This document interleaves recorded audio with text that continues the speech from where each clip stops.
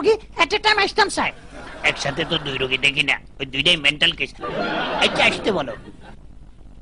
আপনারা আসেন, বসেন আপনারা। ধন্যবাদ। ওয়েলকাম। কার কি পরিচয়? আমি হইলাম মুখলেস, ও হইল মতলব। কি? সরি। আমি হইলাম মুখলেস, ও হইল মতলব। একজন একজন বলেন। আমরা সরি। আচ্ছা বুঝলাম, একজন মোকলেস আর একজন মতলব। তো ইয়েস। দেখতেছি আপনারা দুজনেই একই সাথে একই কথা বলেন, ডেঞ্জারাস। ডাক্তার সাহেব, এই জন্যই আমরা আপনার কাছে আইছি। এই সমবেত কার্যকলাপ কতদিনের? বলতে পারেন, এক্সকিউজ মি, প্রায় বাল্যকাল থেকে। অনেক পুরান রোগ। জি জি।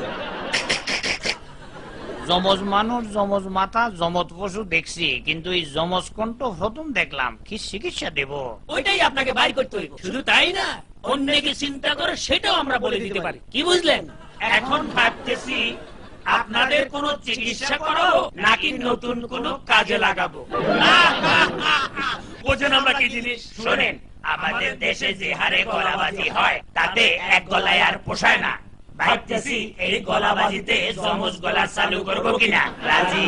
না, কথা নয়, কাজ ভালো বাসছি, তাই তো আমরা আপনার কাছে আসছি।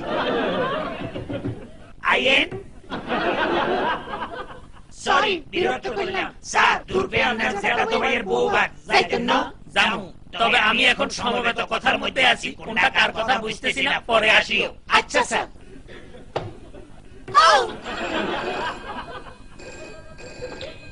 Excuse me.